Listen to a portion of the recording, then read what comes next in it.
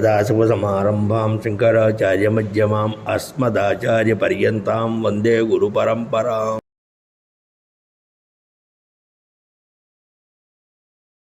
ఏమయ్యా నారద, నువ్వు త్రిలోకాలు సంచారం చేస్తూ ఉంటావు కదా. భూలోకం, స్వర్గాది లోకాలు, పాతాళ లోకాలు, మూడు లోకాలు సంచారం చేస్తూ ఉంటావు, వెళుతూ ఉంటావు. లోకానాం ఖలు సర్వతః, ఈ సమస్త లోకాల్లో ఉండేటువంటి ప్రజానికి ఏ విధంగా ఉన్నారో చెప్పు. ఎలా ఉన్నారు వాళ్ళు? సదాచారంగా ఉన్నారా? ధర్మబద్ధంగా ఉన్నారా? పరోపకారం చేస్తున్నారా? కపటం లేని జీవితాన్ని గడుపుతున్నారా? దుర్మార్గమైన పనులేమి చేయట్లేదు కదా, నరక ప్రాప్తి కలిగించే పనులేమి చేయట్లేదు కదా. నువ్వు చూసావు కాబట్టి అసలు ఎలా ఉంది, ఏమిటి చెప్పు అని నారాయణుడు నారదుల వారిని అడిగారు. అంటే ఈ విషయాలు నారాయణుడు తెలియదా అర్థం కాదు. ఆయన ఏం చెప్తాడు? కిం వృత్తయ, కిమాచారా, కిం ధర్మా మానవాభువి.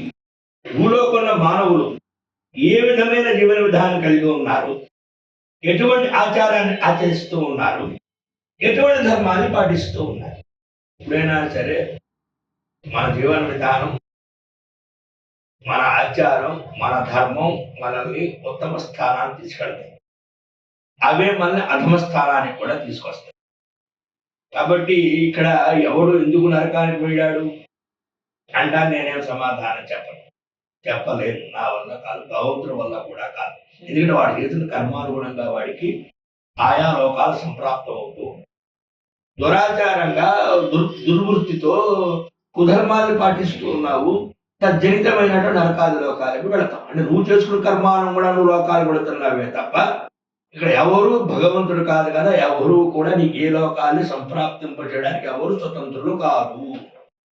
ఈ విషయం తెలియక మనం ఏం చేస్తేనేమి, ఎలా ఉంటేనేమి, మనం ఏం మాట్లాడితేనేమి, మనల్ని ప్రశ్నించేవాడు ఎవరు అని చాలా మంది పరిదగించి అనేకమైనటువంటి చదువుకుని విజ్ఞానంలో మా అంత మేధావంతులు లేరు, మేము చాలా మేధా సంపద కలిగినటువంటి వాళ్ళం, మేము చాలా గొప్ప విజ్ఞానం కలిగినటువంటి వాళ్ళం, అసలు మాకున్న పదవులు, మాకున్న అధికారాలు అద్వితీయం, అద్భుతం, మాకున్న డబ్బు 3 తరాలు 4 తరాలు తిన్నా కూడా కూర్చుంటారు, డబ్బు ఉంది, మేము ఏం చేసినా అదే ధర్మం, అదే శాసనం అనుకుంటూ కాలక్షేపం చేసిన వ్యక్తులు కూడా మనం చూస్తున్నాం.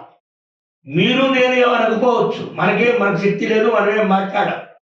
పైవాడికి ఇంతకంటే ఐశ్వర్యవంతుడు కదా, ఇంతకంటే బ్రహ్మాండమైనటువంటి పదవులు ఉన్నటువంటి వాడు కదా, వాడు ఎందుకు ఉపేక్షిస్తాడు మనల్ని, ఎందుకు మనం వదిలేస్తాడు వాడు?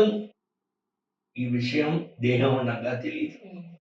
అంటే పైన ఇంకొకడు ఉన్నాడు, మనకి ఇక్కడ ఏం చేసినా కూడా సమాధానం అని చెప్పుకోవాల్సి వస్తుంది అనేటువంటి ఇంగిత జ్ఞానం కలిగినప్పుడేమో ఈ దేహం ఉండదు, ఈ దేహం కలిగినప్పుడేమో ఆ ఇంగిత జ్ఞానం కలగదు. అదే వైష్ణవ మాయ, శాంభవి మాయ, శాంబరి మాయ. అంటే మనిషి ఎప్పుడో కూడా ప్రతిదీ మర్చిపోతూ ఉంటాడు. అట్లా ప్రశ్న వేశారు. యథాదృష్ట తథా బ్రూహి కథం ఆగమనం తవ. నువ్వేం చూసావో చెప్పు, అసలు ముందు ఎందుకు వచ్చావో చెప్పబోయా అని అడిగారు. నారదవాచ, ఏం చెప్పమంటారండి? లోకాహ విధర్మ నిరతాహ. లోకంలో ప్రజలంతా కూడా ఎవరు ధర్మాన్ని పాటించట్లేదు. విధర్మ నిరతాహ శుష్క వైరాహ. ఊరు నిష్కారణంగా శత్రుత్వాలు, తండ్రికి కొడుక్కి శత్రుత్వం, భార్యకి భర్తకి శత్రుత్వం, భార్యకి పిల్లలకి శత్రుత్వం, బంధువులు ఆ కుటుంబాన్ని ద్వేషించడం. ఎందుకండి? నచ్చలేదండి. ఎందుకు నచ్చలేదు అంత అడగండి, మీకు తెలియదు చెప్పం. శుష్క వైరాహ అంటే శుష్కంగా, కారణం లేకుండా, నిష్కారణంగా ప్రతి ఒక్కడి మీద శత్రుభావంతో ఉన్నారు. ఏమమ్మా అదేంటి అలా మాట్లాడుతున్నా, ఇంతకాలం కలిసి ఉన్నావు కదా, ఇప్పుడు ఏమిటి అలా అలా అలా మాట్లాడడం బాగుంటుంది? నీకేం తెలుసండి మా కష్టాలు? ఎవరొక్కరితో కష్టపడిపోతుంది. ఇంకా పురాణాల్లో మనం ఎవరో కష్టపడలే, మనకెవరికి కష్టాలు లేవు. ఇలా మాట్లాడి మహనీయులు నన్ను చెప్పే విధర్మ నిరతాహ శుష్క వైరాహ. ఈ మాట, ఈ ఒక్క అక్షరం కూడా అబద్ధమే. శుష్క వైరాహ అనే మాట అంటే అసలు ఎవరు ఎందుకు ద్వేషిస్తున్నారు, ఎవరితో ఎందుకు వైరంగా ఉన్నారు, ఎవరికి ఏం చేశారని చెప్పి వాళ్ళని చూస్తేనే మొహం తిప్పుకోవడాలు, మొహం వాడుకోవడాలు, నల్లగా మాడిపోయిన మెంతి గింజలా మొహం పెట్టుకోవడాలు, ఇవన్నీ ఏంటి ప్రయోజనం?